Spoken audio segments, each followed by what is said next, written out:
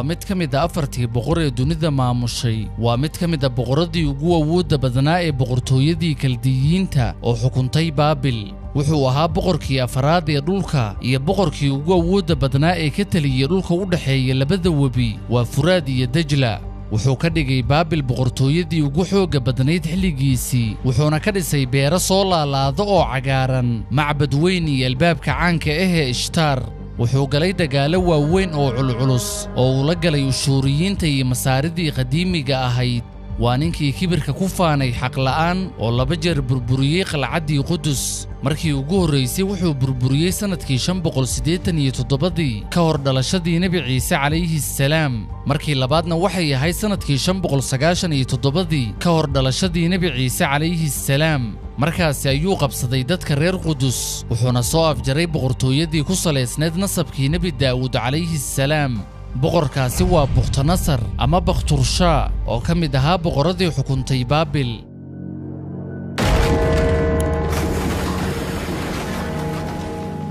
wuxuu dhashay sanadkii 630 ka hor dhalashadii Nabi Ciise calayhi salaam wuxuuna ahaa wiilkii ugu weynaa Nebukadnesar farisiyiintu waxay ugu yeeri jireen Bukhtanasar oo micnaheedu yahay mid nasiib wacan leh magaciisa kale ah Nebukadnesar isaguna wuxuu micnihiisu yahay ilaaliyaha xuduudaha wuxuu ahaa ninkii dumiyey caasimadii boqortooyada ushuuriyiinta oo sidoo kale loo yaqaanay Assyrian Empire isla markaana guul weyn ka gaaray masaaridii ushuuriyiinta isku mar dagaalkii Karkemish sanadkii 605 dhalashadii Nabi Ciise ka hor culimada ayaa isku khilaaftay waqtigii Bukhtanasar loo diray reer Bani Israa'iil qaar waxay yiraahdeen wuxuu ahaa xilligii Nabi Armiya oo ka mid ahaa nabiyadii loo diray reer Bani Israa'iil halka qaar kalena ay yiraahdeen waxaa loo diray reer Bani Israa'iil kadib markii ay dileen Nabi Yaxya bin Zakariya calayhi salaam bilowgii sheekadiisa waxaa lagu sheegay inay u dhacday sida uu wariyay Saciid bin Jubayr waxaa jiray nin ka mid ah reer Bani Israa'iil oo akhriyay kitaabka markuu akhriyay aayadu eeba ku leeyahay فإذا جاء وعد أولاهما بعثنا عليكم عبادا لنا أولي بأس شديد فجاسوا خلال الديار وكان وعدا مفعولا markaasuu ku ducaysay inuu alla tusiyo ninkii eebbe gacantiisa uu ku halaagi doono reer Bani Israa'iil habeenkii ayuu ku riyooday isagoo arkay nin maskiin ah oo baabil ku nool magaciisuna yahay Bukhtanasar ninkii wuxuu ganacsi u tagay baabil wuxuuna raadiyey dadka masaakiinta ah ilaa loo tilmaamay oo uu la kulmay Bukhtanasar markaasi ayuu arkay inuu yahay nin tabar daran oo xanuunsanaya waqtigaasi wuu daryeelay oo daaweeyey ilaa uu ka fiicnaanayay Bukhtanasar kadibna wuxuu siiyey wuxuu isku nafaqeeyo wuxuuna go'aansaday inuu safro uu ku laabto magaaladiisii markii uu safarka u diyaar garoobay ninkii ayuu Bukhtanasar ooyey isagoo leh waxaad ii samaysay wanaag iyo abaal badan aniguna kuuma abaalgudi karo oo maba helaya waxaan kuugu abaalgudo deedna ninkii wuxuu ku jawaabay abaalgudkaygu waxa weeye inaad warqad ii qorto taasoo ah inaad ii ammaan gelinayso markaad Ardubaabil boqor ka noqoto xilligaasina boqortooyadaasi waxay ahayd tan ugu weyn ee waqtigaasi jirtay markaasuu Bukhtanasar ku yiri ma igu jeesjeesaysaa ninkii ayaa ku jawaabay arrintani aan kuu sheegayo waa mid xaqiiqo ah oo dhici doonta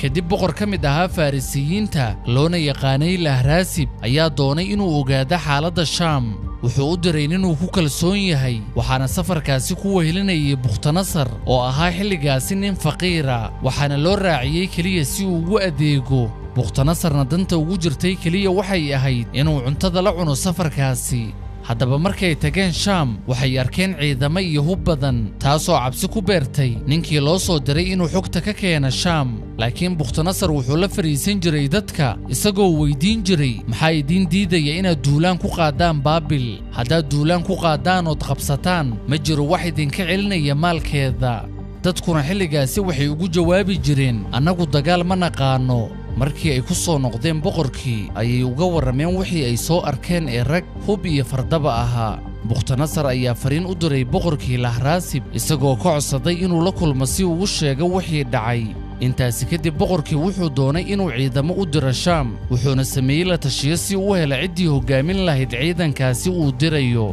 qaar ka mid ah asxaabtiisii ayaa loo tilmaamay hase yeeshee wuxuu ku adkaystay maya ee bukhtanasar ha noqdo hogaamiyaha ciidanka markaas ayuu hoggaanka u dhiibay ciidamadii waxay u ruqaansadeen shaam waxayna heleen qaniimo wayna jebiyeen ciidankii ka soo horjeeday dabadeedna nabad ayay ku soo laabteen sababta uu bukhtanasar ugu dhaqaaqay dhanka reer bani israa'iil waxay ahayd in markii uu boqor lahraasib xilka u dhiibay uu u socdaalay shaam markaasna dadka dimashiq iyo baytulmaqdis heshiis ayay la galeen sidaasi ayuuna uga noqday dagaalkii uu ku qaadi lahaa isagoo kala tegay dad uu rahan ahaan uga watay markii uu qudus ka soo noqday uu dabariyaa yimid reer bani israa'iil waxay ku kaceen oy dagaal ku qaadeen boqorkii heshiiska la galay bukhtanasar way dileen iyagoo ku leh waxaad isu jilcisay dadka baabil waadnana khiyaantay markii uu bukhtanasar arrintaasi maqlay wuxuu dilay uu laayay dhammaan rahanadii uu ka soo kaxaysay reer bani israa'iil dib ayuuna ugu laabtay uu dagaal ugu qaaday qudus wuuna burburiyey dhammaan arrimahani waxay ahaayeen sababaha muuqda hase yeeshee sababta weyn ee keenaysay in reer bani israa'iil ciqaab ku dhacdo waxay ahayd inay ku caasiyeen ilaahay subxaanahu wa tacaala iyo inay khilaafeen amaradiisa sunnada ilaahay ee reer bani israa'iil ka dhex jirtay waxay ahayd in mar kasta oo boqor loo dooro uu la socdo nebihaga kuna hanuuniyo xeerarka towraad laakiin ka hor intuusan bukhtanasar u dhaqaaqin iyaga dembiye iyo macaasi badan ayaa dhexdooda ku badatay boqorkooduna wuxuu ahaa yaqniyaa binu yuuyaaqiim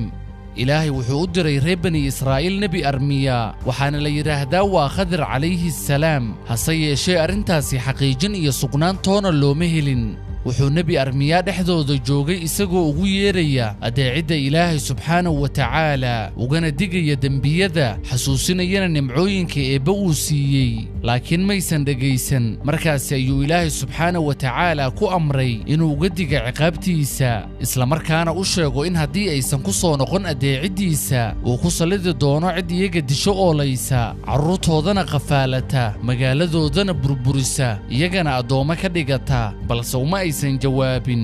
markaas ilaahay subxaanahu wa tacaala wuxuu u waxyooday nebi armiya isagoo leh waxaan ku kicin doonaa fidno qofka caaqilka ahi uu ku wareero kana lunto talada toosan waxaan ku sallidi doonaa iyaga nin kibir badan qalbi adag naxariisna aan lahayn oo wata ciidamo tiro badan iyo ciidan sidii daruuraha u qaybsan kuwaasi oo halaagi doona reer bani israa'iil kana argudan doona baytulmaqdisna burburin doona dabadeedna nebi armiya wuxuu u tegey boqorkii reer bani israa'iil wuxuuna uga warramay wixii ilaahay uu u waxyooday deedna boqorkii isaguna wuu ku farxay kuna bishaaraysay hadalkii loo sheegay hase yeeshee reer bani israa'iil wixii waxyigaasi ka dembeeyey waxay sii joogeen muddo 3 sano ah mana aysan kordhisan waxaanan ka ahayn dembi macaasi iyo kudhegnaanta xumaantii iyo fasaadkii haddaba markii halaagooda uu soo dhowaaday waxyigii ayaa yaraaday iyaguna ma aysan xasuusan markaasi ayaa boqorkii wuxuu ku yidhi ka jooga waxa aad ku sugan tihiin ka hor inta uusan idinku imaan cadaabka ilaahay laakiin maysan joogsan markaasi ayuu ilaahay subxaanahu wa tacaala wuxuu qalbiga bukhtanasar ku riday inuu dagaal ku qaado reer bani israa'iil uuna qabsado baytulmaqdis wuxuuna ku dhaqaaqay isagoo wata ciidan aad u fara badan markii uu warkaasi gaaray boqorkii reer bani israa'iil wuxuu u yeeray nebi armiya markii uu yimid ayuu ku yidhi armiyow aaway waxygii alle kuu waxyooday oo ahaa inuusan alle halaagi doonin baytulmaqdis ilaa amarka adiga xaggaaga ka yimaado armiya ayaa ku jawaabay rabbigaygu ballan kama baxo waxaana ahay mid ku kalsoon ballanta alle laakiin markii ajashii soo dhowaatay oo ilaahay doonay inuu halaag ku keeno wuxuu soo diray malag qaab bani aadam leh oo u yimid armiya wuxuu ku yidhi waxaan ahay nin ka mida reer bani israa'iil waxaan kaa doonayaa fadwo ku saabsan qaraabadayda waxaan u xiriiriyey sidii ilaahay i faray wanaaggii asxaan ayaan u sameeyey laakiin wanaaggaygu wuxuu u keenay oo keliya nacaybay ii qaadaan iyo dabeecad xun haddaba maxaad igula talinaysaa armiya ayaa ku jawaabay wanaaji waxa idinka dhexeeya adiga iyo ilaahay oo u xiriiri siduu ilaahay ku amray inaad u xiriiriso markaasi ayuu ninkii ka tegey wuxuu soo noqday maalmo kadib isagoo isla qaabkii ah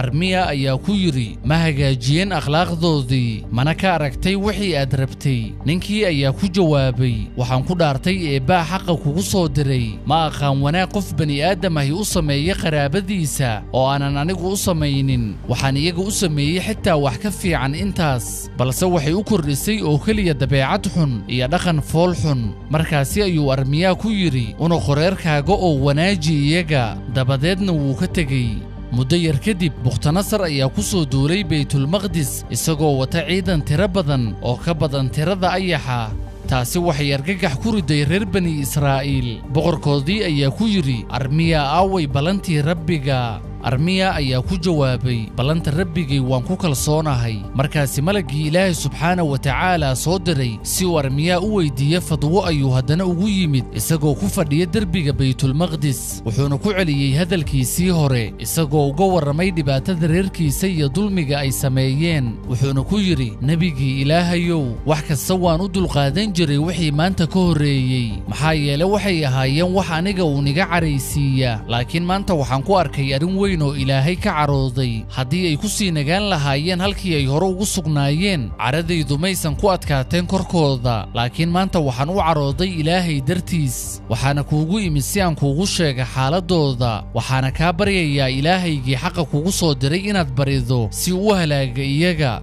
armiyaa wuxuu yidhi boqorka samooyinka iyo dhulkow haddii ay xaq iyo toosnaan ku sugan yihiin u joogtee haddii ay ku jiraan samaynta wax kaa caraysiiya iyo camal aadan raalli ka ahayn halaag markii ereygii afkiisa ka baxay hilaac culus ayaa samada kaga soo degay baytulmaqdis macbadkii ayuuna holac ka kacay waxaana la dumiyey 7 ka mid a albaabadeedii markaas ayaa bukhtanasar iyo ciidankiisu waxay soo galeen baytulmaqdis shaamna way soo dulmareen reer bani israa'iilna way laayeen ilaa intooda badan bala dabar gooyey baytulmaqdisna way burburiyeen kadibna wuxuu u laabtay baabil isagoo watay maxaabiistii reer bani israa'iil uu ka qafaashay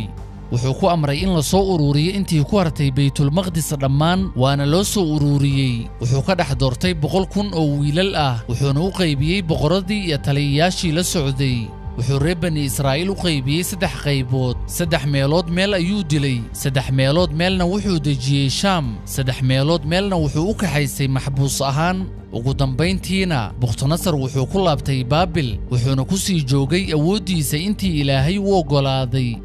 ma jirto xog saxa ama la hubo oo ku saabsan sababtu u dhintay boqorkii ahaa bukhtanasar taariikhyahanadu way ku kala aragti duwan yihiin qaar waxay sheegeen inuu si dabiiciya u dhintay isagoo weli boqor awood badan ah halka qaar kalena ay tilmaamayaan inuu u dhintay si qarsoodiya ama la garanaynin oo aanan la sheegin bukhtanasar ugu dambayn wuu dhintay balse su'aasha inuu si dabiiciya u dhintay mise xaalado kale ayaa weli muran iyo khilaaf ku dhex leh qoraalada taariikhiga ahee la hayo